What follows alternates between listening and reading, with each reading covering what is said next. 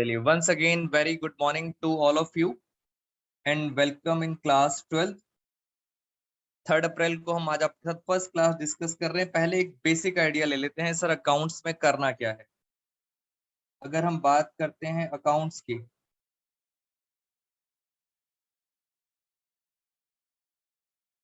Accounts का जो total weightage है, this weightage is for 100 marks. थोड़ा बैकग्राउंड एक बार क्रिएट कर लें, फिर हम अपनी क्लास स्टार्ट करेंगे। 100 मार्क्स का पेपर होता है आपका, और उसके अंदर 2 पॉइंट्स डिस्कस करने हैं। 20 मार्क्स ये होते हैं आपके स्कूल में प्रैक्टिकल। बेटा ये आपके 20 मार्क्स जो होते हैं स्कूल के प्रैक्टिकल होते हैं, यानी स्कूल के हाथ में है। इट मींस बाकी का कितना बचा, 80 मार्क्स।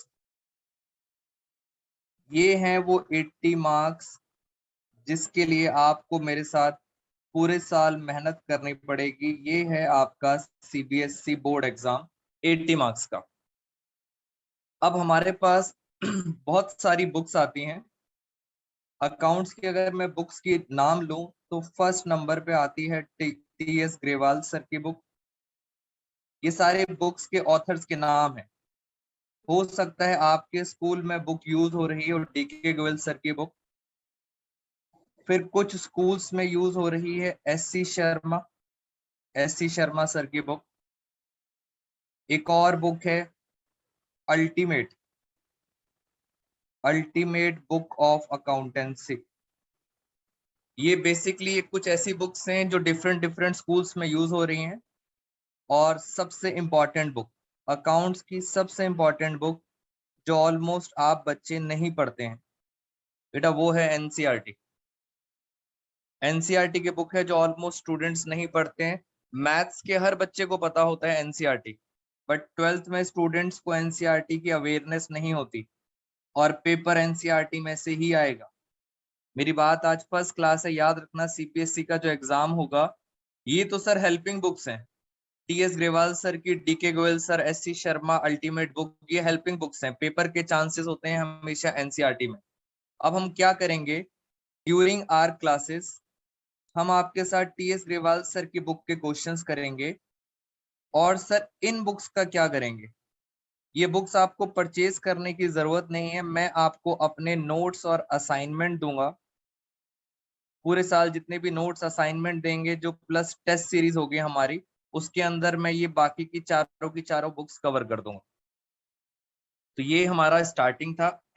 अब बात करते हैं टी.एस. ग्रेवाल सर के स्टार्ट से। अच्छा पहले मुझे बताइए, जो अभी तक मैंने बताया, is it clear to all of you? बेटा रिस्पॉन्स करेंगे, 12th क्लास है, चैट बॉक्स में जल्दी से मुझे बताइए फटाफट। अदिति का आंसर आ गया, जल्दी जल्दी रिप्लाई करिए। Is it clear to all of you? Nidhi, Anshi, Arushi जी। बेटा बाकी सारे बच्चे फटाफट मुझे बताइए। आकांक्षा का आ गया, ईशा भल्ला, यहाँ तक ऑलमोस्ट स्टूडेंट्स को, रुद्राक्ष, कृष्णा। चलिए यहाँ तक आप सब बच्चों को ये क्लियर है कि सर हमें क्या करना है। आकांक्षा बेटा एनसीईआरटी भी करनी है, मैं कराऊंगा नोट्स और टेस्ट के थ्रू एनसीईआरटी, तो डोंट वरी। सारे असाइनमेंट्स में सारी बुक्स कवर करेंगे। अब बात करते हैं जिनके स्कूल्स में टी.एस. ग्रेवाल सर की बुक है। अभी मैं अदिति आपके वाले क्वेश्चन पे आता हूं। 3 बुक्स आएंगी आपकी। अगर आप बच्चों के स्कूल में टी.एस. ग्रेवाल सर की बुक यूज होती हैं तो आपको 3 बुक्स खरीदनी पड़ेंगी। पहली बुक के अंदर एक चैप्टर है NPO, not for profit organisation. हम बात कर रहे हैं ग्रेवाल सर की बुक। ये देखिए ये लेटेस्ट एडिशन है, अगर आप बच्चों ने परचेज कर लिया है तो this is latest edition T.S.. Grewal sir की बुक। और इसका पहला चैप्टर है एनपीओ। दूसरा जो टॉपिक है इसके अंदर वो है पार्टनरशिप। सबसे इंपॉर्टेंट क्लास आज की है, आपको पूरा बेस क्लियर हो जाना चाहिए। एक एनपीओ, दूसरा है पार्टनरशिप। सेकंड बुक है कंपनी अकाउंट्स। ये कंपनी अकाउंट्स है सेकंड बुक। और जो थर्ड बुक है, थर्ड बुक को हम शॉर्ट में लिख देते हैं फाइनेंशियल स्टेटमेंट्स। तो 3 बुक्स आपको परचेज करनी पड़ेंगी। अब मैं आपको वेटेज बताता हूं। इसकी वेटेज है 20 मार्क्स, यानी जो आप थर्ड बुक पढ़ेंगे फाइनेंशियल स्टेटमेंट, उसकी बोर्ड में वेटेज है 20 मार्क्स। कंपनी जो अकाउंट्स है उसकी भी वेटेज है 20 अकाउंट्स, 20 मार्क्स का कंपनी आएगा। एनपीओ, एनपीओ की वेटेज है 10 मार्क्स। और रहा पार्टनरशिप, पार्टनरशिप की सबसे ज्यादा वेटेज है आपकी 12th क्लास में 30 मार्क्स। तो आप चेक कर सकते हैं 10 और 30, 40, 40 और 20, 60, 60 और 20, 80। तो ये आपका पूरा का पूरा 80 मार्क्स कवर हो गया सीबीएसई का। अब कुछ और बातें आपके साथ डिस्कस करते हैं। अभी दोस्तों कोविड से पहले सिर्फ एक ही फाइनल एग्जाम होता था। बिफोर कोविड फाइनल एग्जाम होता था इन the month of March, but during Covid इन्होंने 2 टर्म्स बना दिए। एक टर्म 1 के अंदर हाफ सिलेबस आएगा और टर्म 2 के अंदर हाफ सिलेबस आएगा। सीबीएसई का आज आज या कल में सिलेबस रिलीज हो जाएगा और उस टाइम ये क्लियर हो जाएगा कि आप सब बच्चों को मार्च में एक ही बार पेपर देने हैं फाइनल एग्जाम, या आपके लिए भी कोविड वाला सिस्टम चलेगा टर्म 1 और टर्म 2। तो अभी इसकी क्लैरिटी नहीं है। आज सिलेबस आ चुका है, एक बार चेक करेंगे वेबसाइट पे मैं और आपको फाइनली बता दूंगा। अभी जो मैंने पूरी कहानी बताई है, this is applicable for final exams which will be held in the month of March. March में जो एग्जाम होंगे उसकी पूरी की पूरी कहानी। हाँ जी, कोविड वाला पॉइंट अभी बाद में डिस्कस करेंगे कि सर टर्म 1 और टर्म 2 होगा कि नहीं होगा। दूसरी बात, मुझे बताइए इन सब के अंदर सबसे ज्यादा वेटेज किसकी है? अब आप मुझे बताएंगे सबसे ज्यादा वेटेज किसकी है, जल्दी से बताओ। एनपीओ की है, पार्टनरशिप की है, कंपनी की है, या फाइनेंशियल स्टेटमेंट? सबसे ज्यादा वेटेज जल्दी जल्दी बेटा रिस्पॉन्ड करेंगे फटाफट।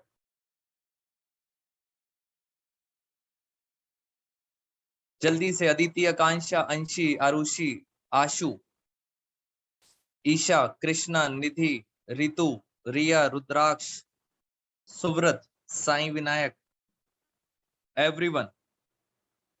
तो स्टार्ट करेंगे दोस्तों, हम भी पार्टनरशिप से स्टार्ट करेंगे बिकॉज पार्टनरशिप की सबसे ज्यादा वेटेज है और आपके स्कूल्स में भी पार्टनरशिप स्टार्ट होगी। जी, यहाँ से स्टार्ट करते हैं। हल्का सा आपको मैंने बुक्स का बैकग्राउंड दे दिया। ये मेरा पहला असाइनमेंट है आप सब बच्चों के लिए। ये मैं आप सब बच्चों को इसकी पीडीएफ फाइल भेज दूंगा जो ऑनलाइन क्लास में है, और जो ऑफलाइन में आ सकते हैं वो मेरे से इसकी प्रिंट आउट हार्ड कॉपी ले सकते हैं। तो ये पहला असाइनमेंट है, ये हमारा पहला असाइनमेंट, फर्स्ट असाइनमेंट ये हो गया।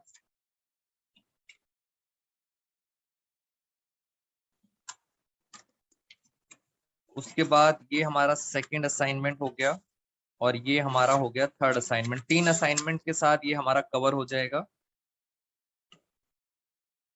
आकांक्षा, जो आपका डाउट है वो अभी मैं क्लियर कर दूंगा। उसके अंदर टोटल 8 चैप्टर्स हैं, अभी उसी पॉइंट पे आएंगे। आपने मेरे साथ पढ़ना है बहुत ज्यादा डिटेल में, क्योंकि सीबीएसई बोर्ड का level day by day increase हो रहा है। बेटा डिटेल में पढ़ेंगे if you want to score full 100 marks. Law का मतलब होता है कानून।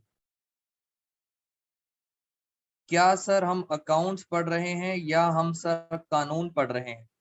बेटा पढ़ तो हम अकाउंट्स ही रहे हैं, मगर आपको इसकी नॉलेज होना बहुत जरूरी है अगर पूरे मार्क्स लाने हैं। आपके 12th क्लास में 2 लॉ हैं। फर्स्ट है इंडियन पार्टनरशिप एक्ट, ये आप सबने पढ़ा था बिजनेस स्टडी में। बेटा 11th क्लास की बिजनेस स्टडी में पढ़ा था। इंडियन पार्टनरशिप एक्ट वो कब आया? 1932 में। एक्ट का मतलब क्या होता है? एक्ट का मतलब होता है कानून, लॉ। और ये जो एक्ट आया था, this act comes into force 1932 sir ये कानून किस पर लगता है दोस्तों? ये कानून लगता है पार्टनरशिप पे।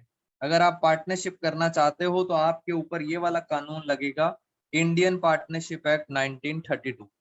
ये क्या कहता है कानून, अभी मैं सब बताऊंगा आपको। दूसरा कौन सा कानून है? दूसरा कानून है कंपनीज एक्ट, और दोनों ही आपके कोर्स में है। कंपनीज एक्ट आया था 2013 में। यानी सर एक्ट का मतलब क्या हुआ? लॉ। और ये लॉ कब आया था? 2013 में। But this law is applicable on companies, जो बड़ी बड़ी कंपनीज होती हैं, जैसे रिलायंस। बेटा बड़ी बड़ी कंपनीज के नाम लिख रहा हूं मैं। रिलायंस कंपनी, टाटा कंपनी, इन्फोसिस, ये सारी बड़ी बड़ी कंपनीज हैं। इन कंपनीज के ऊपर कौन सा कानून लगता है? Companies act 2013। तो ये भी आपके कोर्स का पार्ट है, और इंडियन पार्टनरशिप एक्ट ये भी आपके कोर्स का पार्ट है। इस कानून के अंदर एक सेक्शन है, सेक्शन का नंबर है 4। सेक्शन नंबर 4 बताता है डिफाइन, डेफिनेशन बताता है कि पार्टनरशिप की डेफिनेशन एक्चुअल में होती क्या है। और आपको ये डेफिनेशन बहुत अच्छी तरह समझनी भी है और याद भी करनी है। पिछले 8 साल से इस डेफिनेशन पर हर साल क्वेश्चन आता है। सेक्शन 4 किसका? Indian partnership act 1932। वो बताता है डेफिनेशन, किसकी डेफिनेशन? पार्टनरशिप की। और बहुत टाइम लगाएंगे हम इसकी डेफिनेशन पर।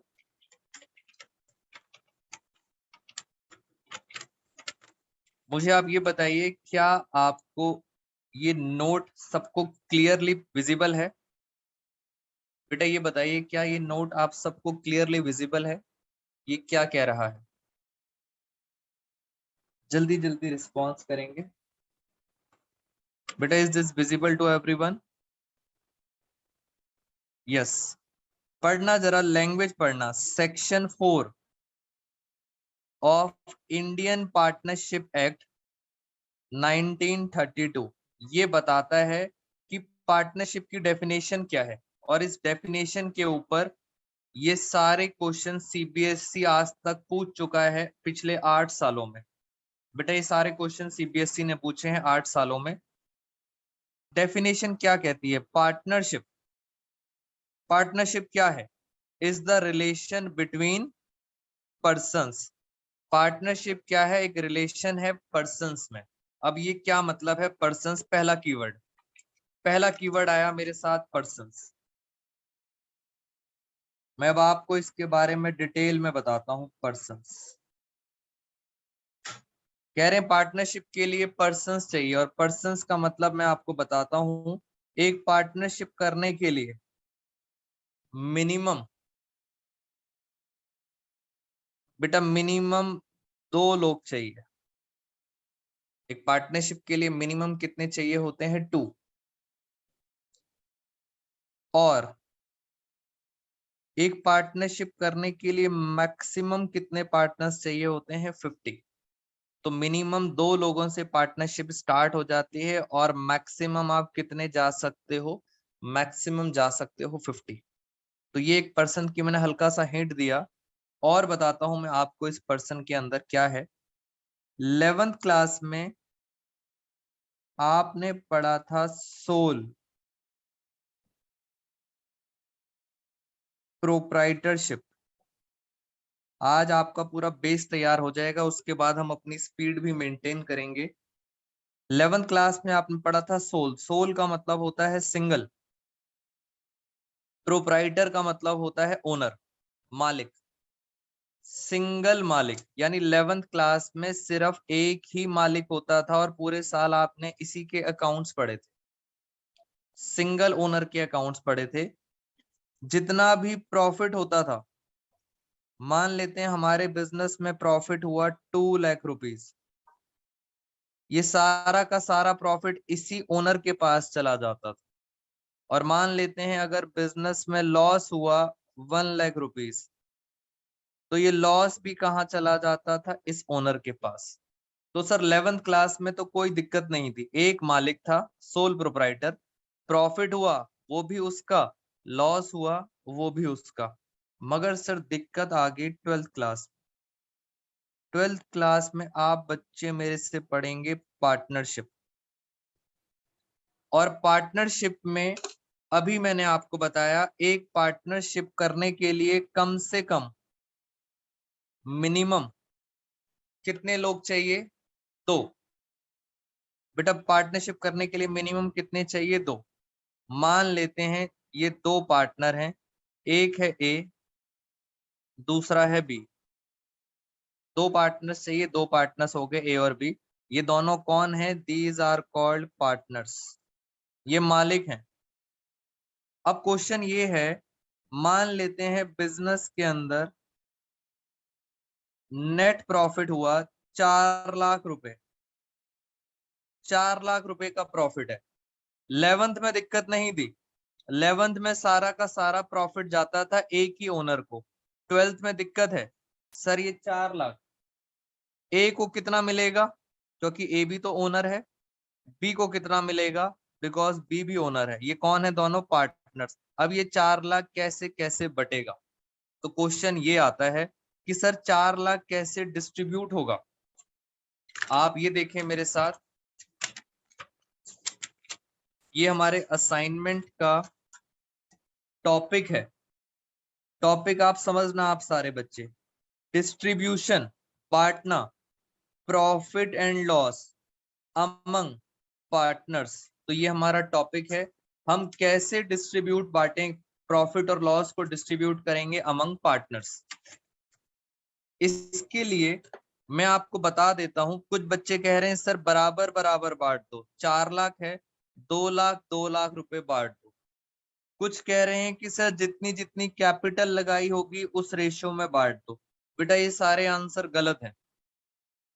किस रेशियो में बांटेंगे ये अपनी रेशियो डिसाइड करेंगे। फॉर एग्जाम्पल इन्होंने अपनी रेशियो डिसाइड करी 3:2। ये दोनों पार्टनर हैं, ये खुद अपनी रेशियो डिसाइड करेंगे। क्या रेशियो डिसाइड करी, 3:2।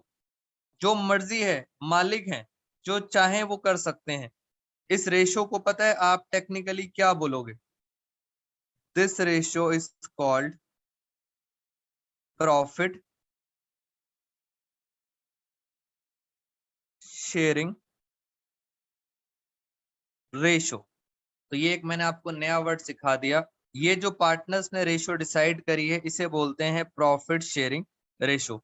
अब इसे सॉल्व कैसे करेंगे, ध्यान रखना 3:2 और प्रॉफिट है 4 लाख। मैं आपको बांट के दिखाता हूँ, छोटे छोटे स्टेप्स के साथ चलते हैं। प्रॉफिट था 4 लाख और ए और बी पार्टनर्स थे, इनकी रेशियो थी 3:2, जिसको हम शॉर्ट में बोलते हैं this is called profit sharing ratio. याद रखना पीएसआर, प्रॉफिट शेयरिंग रेशियो। अब प्रॉफिट को कैसे बांटेंगे, ए का शेयर, बहुत ध्यान से, ए का शेयर कितना है, ए का शेयर है 3, डिवाइड बाई टोटल, टोटल कितना है 3 और 2 5, खत्म हो गया ए का शेयर। बस मुझे बताइए प्रॉफिट था 4 लाख, 3 में टोटल। अब बात करते हैं बी की, बी को कितना शेयर मिलेगा, बी को प्रॉफिट में कितना हिस्सा मिलेगा। बी का शेयर कितना है 2, डिवाइड बाई टोटल, टोटल कितना है 5 इंटू 4 लाख। 4 लाख रुपए का प्रॉफिट था, इस तरह बढ़ जाएगा। बताइए कितना हुआ ये, 5 8 40, ये हो गया 2,40,000, 2,40,000 इसे मिलेगा। 5 8 40 और इसे कितना मिलेगा, 1,60,000। तो टोटल प्रॉफिट आपका था 4 लाख। इस तरह से दोनों पार्टनर्स को प्रॉफिट डिस्ट्रीब्यूट हो जाएगा। बेटा मैंने आपको एक टॉपिक करा दिया, प्रॉफिट शेयरिंग रेशियो। मुझे बताइए, is this clear to all of you. जी मैं एक और क्वेश्चन कराऊंगा, फिर मैं आप सब बच्चों के डाउट्स लूंगा। बेटा ये पहला क्वेश्चन था, आराम से एक और क्वेश्चन करेंगे, डोंट वरी, जिसके डाउट है फिर हम आपको अनम्यूट करेंगे। एक और अटेम्प्ट करते हैं, एक और क्वेश्चन।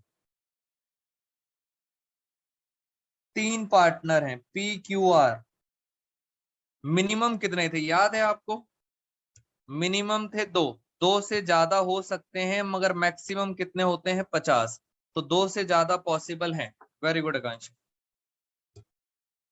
3 पार्टनर भी पॉसिबल हैं और इनकी रेशो है 5:3:2। ये इनकी रेशो है। इस रेशो को आप सब बच्चे क्या बोलेंगे? This is called profit sharing ratio. Profit sharing ratio ये पार्टनर्स खुद डिसाइड करते हैं। अब इनके पास बिजनेस के अंदर नेट प्रॉफिट हुआ, मान लेते हैं नेट प्रॉफिट हुआ 80,000 का। आपसे पूछेंगे बताओ P को कितना मिलेगा, Q को कितना मिलेगा और R को कितना मिलेगा? तो जल्दी से देखते हैं P का शेयर। बेटा P को कितना मिलेगा दोबारा से समझेंगे। P का कितना शेयर है? 5। टोटल बताइए, टोटल टोटल कितना है? टोटल है 10। वेरी गुड आकांक्षा। 80,000 बस बांट दो, इसको कितना मिलेगा? इसे मिलेगा 40,000। बेटा ये मैथ्स है। अब मैं बात करता हूं Q के शेयर की। Q का देखो, Q का कितना था? 3 डिवाइड बाय टोटल 10। ये आपका 80,000 के अंदर देखें इसे कितना मिलेगा, तो इसको मिलेगा 24,000। अब आ गया R का शेयर। ये आपका पहला कॉन्सेप्ट खत्म। R का शेयर है 2 डिवाइड बाय टोटल 10 इंटू 80,000, तो ये हमारा 16,000। टोटल प्रॉफिट था 80,000 और आपने तीनों में बांट दिया 16,000, 24,000, 40,000। तो पार्टनरशिप के अंदर प्रॉफिट शेयरिंग रेशो दी होगी आपको क्वेश्चन में। आपको ये क्वेश्चन के अंदर हमेशा दी होगी, डिसाइडेड होगी, given given in the question. आपको सिर्फ बांटना आना चाहिए। ये दिक्कत दोस्तों 11th में क्यों नहीं थी?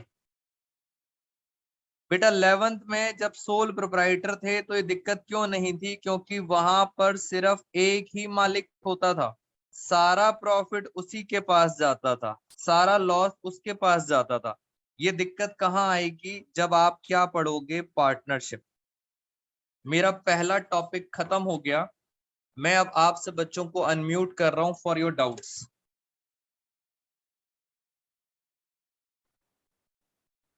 यहां तक सब कुछ मैंने आपको क्लियर कर दिया था, प्रॉफिट शेयरिंग रेशो के बारे में बता दिया।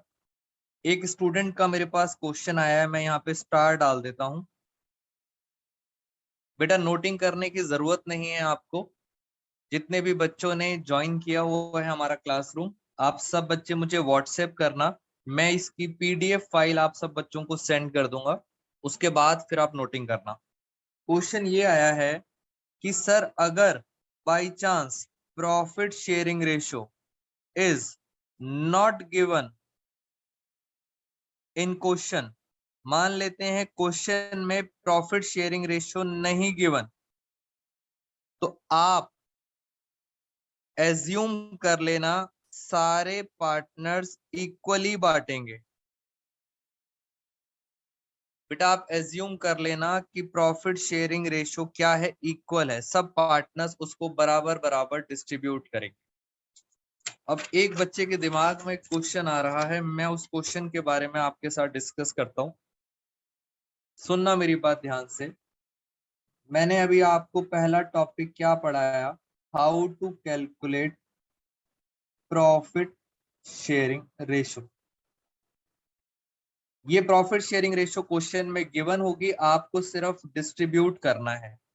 अब स्टूडेंट ने मेरे से क्वेश्चन पूछा, मैं आपको अपने असाइनमेंट का ही क्वेश्चन करा देता हूं। असाइनमेंट का क्वेश्चन है 17। बेटा आपके माइंड में भी डाउट आना चाहिए। एक बच्चे का मेरे पास क्वेश्चन आया है, उसमें 3 पार्टनर हैं A B C और इनकी रेशो है 7:3:2। ये इनकी क्या है, रेशो दे रखी है, ये ऑलरेडी डिसाइडेड है इनकी रेशो। बिजनेस में प्रॉफिट नहीं हुआ, बिजनेस में क्या हो गया, लॉस हो गया। हमारे असाइनमेंट का क्वेश्चन नंबर 17 है, सीबीएसई में आया हुआ है। बेटा बिजनेस में लॉस हो गया 60,000। पहला क्वेश्चन, क्या बिजनेस में लॉस हो सकता है? आप सब मुझे बताएंगे यस और नो। बेटा बताओ मुझे, क्या बिजनेस में लॉस हो सकता है? यस और नो। यस। अगर बिजनेस में लॉस होगा तो भी हम किस रेशो में बांटेंगे? इसी रेशो में बांटेंगे। बेटा लॉस होगा, वेरी गुड अरुषि, लॉस होगा तो भी हम इसी रेशो में बांटेंगे। अगर ए का शेयर निकालना चाहूं मैं, ए का शेयर, ए का शेयर कितना होगा? 7 अपॉन में टोटल 7 और 3 10 और 2 12 इंटू 60,000। ये लॉस है, ए को इतना लॉस मिलेगा। 12 5 60, 5 7 35,000। इसका मतलब आप क्या डिस्ट्रीब्यूट कर रहे हो? लॉस डिस्ट्रीब्यूट कर रहे हो। बी का शेयर, बी का शेयर कितना हुआ? 3 डिवाइड बाई टोटल 12 इंटू 60,000। ये कितना हो गया? 12 5 और 5 3 15,000। 12 5 60, 5 7 5 3 15,000। सी का शेयर, सी का शेयर कितना था? 2 डिवाइड बाई टोटल इंटू 60,000। ये भी कितना हो गया? कितना आंसर आ गया? ये आ गया 10,000। इस तरह से आपने लॉस डिस्ट्रीब्यूट कर लिया। और स्टूडेंट मुझे ये कहना चाह रहा था, सर नाम तो लिखा है प्रॉफिट शेयरिंग रेशो, प्रॉफिट की रेशो है ये, तो आप तो लॉस भी बांट रहे हो। बेटा डाउट समझे स्टूडेंट का, यहाँ लिखा है प्रॉफिट शेयरिंग रेशो, यानी प्रॉफिट इस रेशो में बढ़ेगी। आप तो सर लॉस भी उसी रेशो में बांट रहे हो। तो मुझे आपको यही समझाना था, जहां भी प्रॉफिट होता है उसके अंदर लॉस अपने आप इंक्लूडेड होता है। बेटा लिखते प्रॉफिट है, बट हमेशा प्रॉफिट के साथ साथ लॉस भी चलता है। इसका पूरा नाम होता है profit and loss sharing ratio. तो अब आपको समझ आ जाना चाहिए, फुल नेम है profit and loss sharing ratio. Is this clear to everyone? बताइए मुझे जल्दी से, क्या आप सब बच्चों को ये क्लियर है? जी जल्दी से बताएं। अब एक क्वेश्चन आपके लिए, इतनी देर से मैं पढ़ा रहा हूं, अब एक क्वेश्चन आप सब बच्चों के लिए। अब देखते हैं कौन सा बच्चा इसका आंसर सही देगा। हमारे असाइनमेंट का क्वेश्चन नंबर 18 है। मैं क्वेश्चन लिख देता हूं और ये क्वेश्चन आपके लिए है।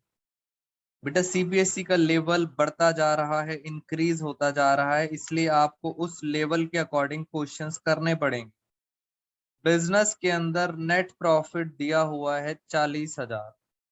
ये 40,000 का प्रॉफिट दिया हुआ है। उन्होंने कहा ए को, ए को प्रॉफिट मिलेगा 10,000 रुपए, बी को प्रॉफिट मिलेगा 15,000 रुपए, टोटल है 40,000। 10,000 ए को मिलेगा, बी को 15 मिलेगा। कह रहे हैं बताओ सी को कितना मिलेगा? बेटा जल्दी से बताओ, आप सब बताओगे सी को कितना मिलेगा फटाफट। बेसिक क्वेश्चन है। 40,000 टोटल है, ए को मिला 10,000, बी को मिला 15,000, तो सी को कितना मिलेगा? निधि का आंसर आ गया सबसे पहले। ईशा, कृष्णा, बताओ मुझे सी को कितना मिलेगा? रिया, आकांक्षा, रितु, वैद, अदिति, आरुषि, रुद्राक्ष, अरुषि, 15,000। बहुत सिंपल सा क्वेश्चन है, 15,000। बट क्वेश्चन में पता है क्या लिखा था? क्वेश्चन में लिखा था कैलकुलेट प्रॉफिट शेयरिंग रेशो। ये पूछा है क्वेश्चन में, calculate profit sharing ratio.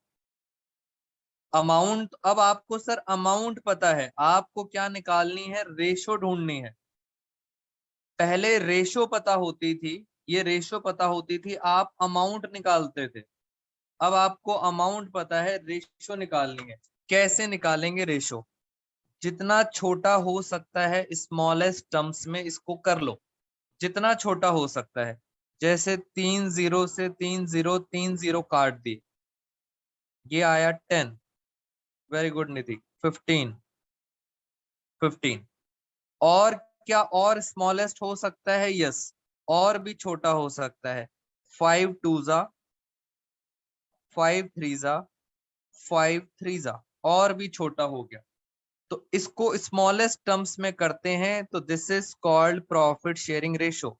It means CBSE आपसे इनडायरेक्ट क्वेश्चन पूछ रहा था, इनकी रेशो बताओ, और आप सब बच्चे बताएंगे इनकी रेशो है 2:3:3। This is called profit sharing ratio. तो मैंने आपको इनडायरेक्ट क्वेश्चन भी करा दिया। किस तरह से बेटा ये बताइए, क्या ये इनडायरेक्ट क्वेश्चन समझ आया है? किस तरह से निकालते हैं प्रॉफिट शेयरिंग रेशो, बताएं मुझे ध्यान से, जल्दी जल्दी बताओ। Is this clear to all of you?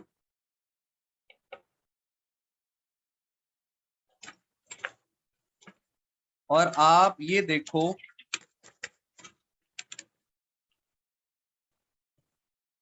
रुद्राक्ष, रुद्राक्ष क्या डाउट है आपको? क्लियर नहीं हुआ? बेटा बस स्मॉलेस्ट टर्म्स में सॉल्व करना था।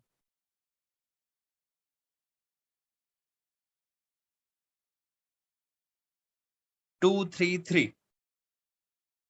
रुद्राक्ष चैट बॉक्स में लिखो if you have any doubts.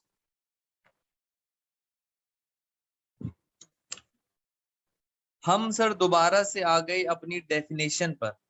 Clear है? अब बच्चा कह रहा है सर क्लियर है। बेटा हम अपनी डेफिनेशन पे दोबारा आ गए, और उस डेफिनेशन पे अभी तो हमने सिर्फ एक ही वर्ड पढ़ाया है आपको, partnership is the relation between persons. एक वर्ड के ऊपर इतनी सारी कहानी थी, अभी तो आगे बड़े सारे वर्ड्स हैं। धीरे धीरे करके आपको सारे वर्ड्स बताऊंगा। पहला वर्ड है पर्सन्स। पर्सन्स के ऊपर इतनी सारी कहानी, और सुनते हैं जरा आगे। थोड़ा सा प्रैक्टिकल किया करेंगे डेली, और थोड़ा सा थ्योरी, जिससे इंटरेस्ट बना रहे। उसी वर्ड को मैं आपको आगे समझाता हूं।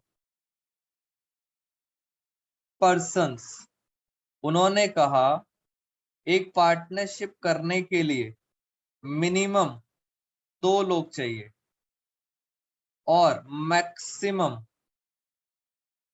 मैक्सिमम चाहिए 50। मिनिमम 2 चाहिए और मैक्सिमम चाहिए 50। बहुत इंपॉर्टेंट बात बताने जा रहा हूं। ये जो मिनिमम 2 है, वो आपसे पूछेंगे, सीबीएसई स्कूल वाले पूछेंगे, ये लिमिट, बेटा ये लिमिट कौन से कानून में लिखी है?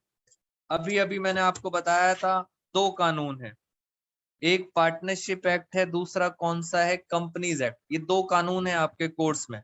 और आपके स्कूल का क्वेश्चन आपसे पूछेंगे ये मिनिमम 2 कौन से कानून में लिखा है? तो आप सब बच्चों को पता है ये कौन से कानून में लिखा है? Partnership act 1932। ये तो सब बच्चों को पता है। बट पेपर में क्वेश्चन आएगा, ये 50 की लिमिट, बेटा 50 की लिमिट कहाँ लिखी है? तो मेरी बात हमेशा याद रखेंगे, मैं आपको इसको डिटेल में बताऊंगा बाद में। वेरी गुड निधि। आज की क्लास में सिर्फ इतना बताऊंगा, ये वाली लिमिट दोस्तों पार्टनरशिप में नहीं लिखी, ये लिमिट लिखी है कंपनीज एक्ट में। दूसरा जो कानून है 50 की लिमिट कंपनीज एक्ट में लिखी हुई है। मैं इसके पीछे आपको रीजन बताऊंगा क्या है। इट मींस पार्टनरशिप करने के लिए पार्टनरशिप करने के लिए मिनिमम 2 चाहिए, मैक्सिमम चाहिए 50, मगर ये 50 की लिमिट कहाँ लिखी है? Companies act 2013। अब सुनेंगे सर ये ऐसा क्यों है, मैं आपको एक लाइव एग्जांपल देता हूं उसके लिए।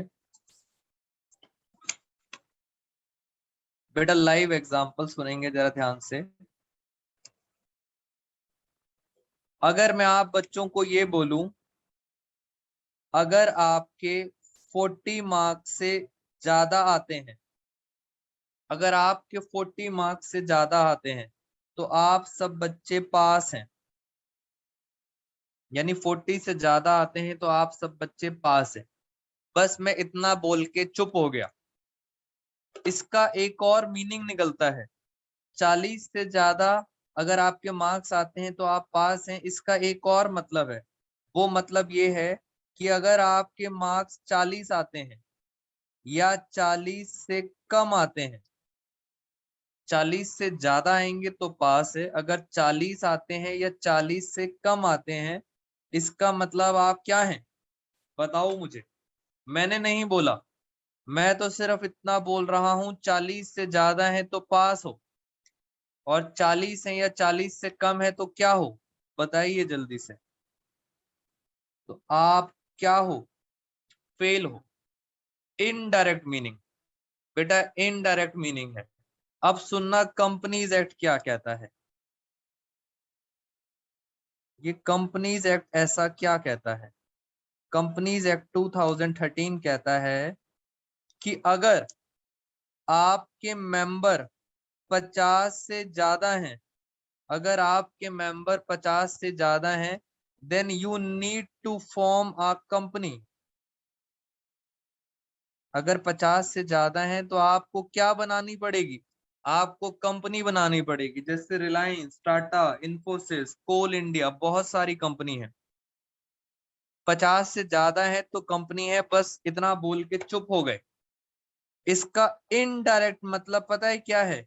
इनडायरेक्ट मतलब है कि अगर आपके 50 हैं या 50 से कम है, 50 हैं या 50 से कम है, तो कंपनी तो बना नहीं पाओगे। तो ऑप्शन बचा क्या?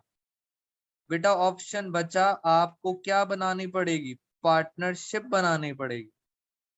तो ये कहानी ये कहती है कि आपके 50 हैं या 50 से कम है तो आपको क्या बनाना पड़ेगा? पार्टनरशिप। और अगर 50 से एक भी ज्यादा हो गया तो आपको क्या बनाना पड़ेगा? कंपनी। तो दिस इज इनडायरेक्ट लैंग्वेज, और हमेशा याद रखना ये इनडायरेक्टली कहाँ लिखा है? कंपनीज एक्ट 2013 के अंदर। और इसके ऊपर देखो सीबीएसई ने क्वेश्चन पूछा है,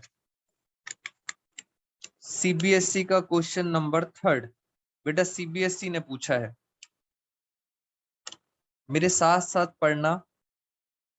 ये लिखा है maximum number of partners in a firm. Maximum कितने हो सकते हैं? सो आंसर इज 50।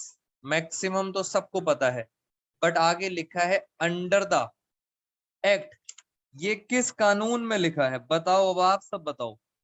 बेटा 50 कौन से कानून में लिखा है? पार्टनरशिप में लिखा है या कंपनीज एक्ट में? जल्दी से बताएंगे चैट बॉक्स के अंदर। 50 की लिमिट कौन से कानून में है? अभी अभी मैंने बताया था, कौन से कानून में है? ये है सर कंपनीज एक्ट, पूरा लिखना पड़ेगा 2013। तो ये लिमिट कहाँ लिखी है? कंपनीज एक्ट 2013 के अंदर 50 की लिमिट।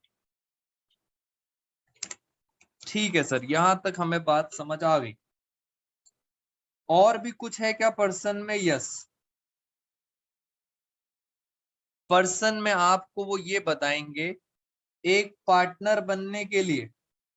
बेटा लास्ट टॉपिक है, इस टॉपिक के साथ हम अपनी क्लास को एंड करेंगे।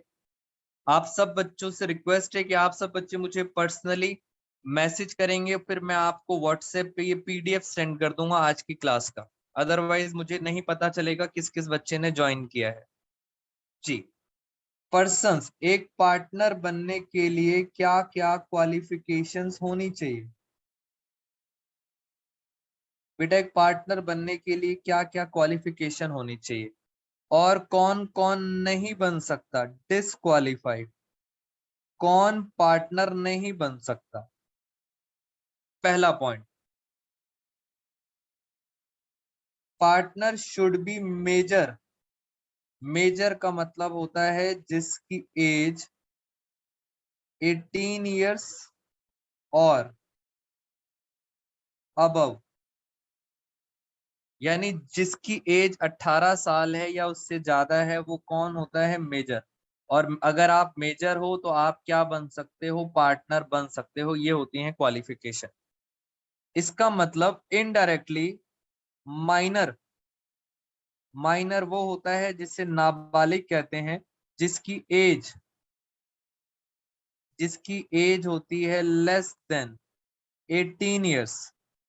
बेटा 12th के सारे स्टूडेंट्स की एज 18 साल से कम होती है, वो क्या होते हैं? माइनर। और क्या माइनर पार्टनर बन सकता है? So answer is no. ये डिस्क्वालिफिकेशन है। अगर आप माइनर हैं तो आप पार्टनर नहीं बन सकते, आप पर्सन नहीं है। दूसरी क्वालिफिकेशन, आप साउंड माइंड होने चाहिए।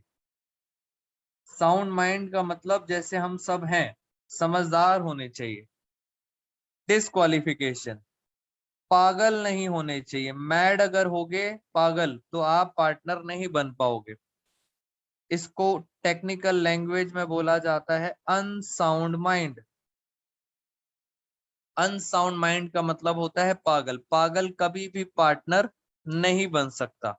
ये बस नाम है बेटा, अलग अलग बुक्स में अलग अलग नाम लिखे हुए हैं। ल्यूनेटिक, ल्यूनेटिक भी अनदर नेम ऑफ पागल।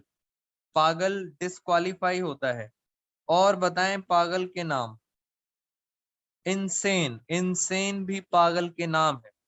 ये कुछ वर्ड एनसीईआरटी के हैं, कुछ वर्ड डीके गोयल सर की बुक के हैं। तो ये सारे लोग डिस्क्वालीफाई होते हैं, पार्टनर नहीं बन सकते। कौन बन सकता है? सिर्फ साउंड माइंड। और बताता हूं मैं आपको, अगर किसी के ऊपर क्रिमिनल, बेटा क्रिमिनल रिकॉर्ड चल रहा है, आप खुद बताओ, किसी के ऊपर क्रिमिनल रिकॉर्ड चल रहा है तो क्या आप उसे पार्टनर बनाओगे? So answer is no. Answer is no. आप किसी के ऊपर क्रिमिनल रिकॉर्ड है तो आप उसको पार्टनर नहीं बनाओगे। पेपर में क्या लिखना है? क्वालिफिकेशन में लिखेंगे not, as it is language use करेंगे पेपर में। Not disqualified. बेटा नॉट डिस्क्वालिफाइड यानी कहीं भी डिस्क्वालीफाई नहीं है। अंडर एनी अदर लॉ, किसी भी कानून में वो डिस्क्वालीफाई नहीं है तो वो पार्टनर बन सकता है।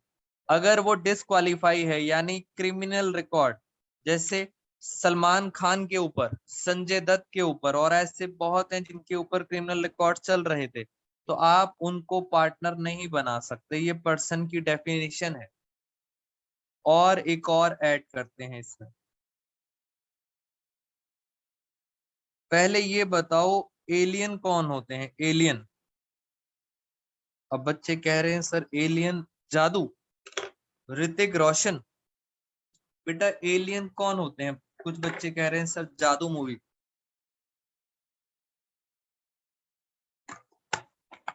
किसी को पता है एलियन कौन होते हैं? एलियन मतलब होता है who belongs to different planet. मत बोलना बेटा, प्लेनेट नहीं, डिफरेंट कंट्री। जो दूसरी कंट्री के होते हैं वो कौन होते हैं? एलियन होते हैं। जैसे पाकिस्तान वाले, अमेरिका वाले, चाइना वाले, ये सब कौन है? डिफरेंट कंट्री के, तो ये एलियन है। अगर एलियन फ्रेंड है, अगर एलियन फ्रेंड है तो आप क्वालिफाइड हो, यानी इंडियन और अमेरिकन, इंडिया वाले और लंदन वाले, ये सारे एलियन फ्रेंड हैं तो ये पार्टनरशिप कर सकते हैं। बट अगर आपका किसी कंट्री के साथ वॉर है, जैसे चाइना के साथ, पाकिस्तान के साथ, तो वो आपके कौन बन गए? एनिमी बन गए। एलियन क्या बन गए? एनिमी बन गए। तो वो पार्टनर बनने के डिसक्वालीफाई हैं, वो पार्टनर नहीं बन सकते। तो ये एक पर्सन के बारे में मैंने आपको इतना कुछ डिटेल्स बता दी, और इसके ऊपर बार बार क्वेश्चंस आए हुए हैं आपके एग्जाम में। मैं आप सब बच्चों को क्वेश्चंस दूंगा सीपीएससी के, तब आपको पता चलेगा किस तरह से क्वेश्चंस आते हैं इसके अंदर। नेक्स्ट टॉपिक हम करेंगे दोस्तों आपके साथ नेक्स्ट क्लास के अंदर। आज की क्लास में फ्रेंड्स इतना ही, आज की पहली क्लास थी। नेक्स्ट क्लास में मिलेंगे आपसे।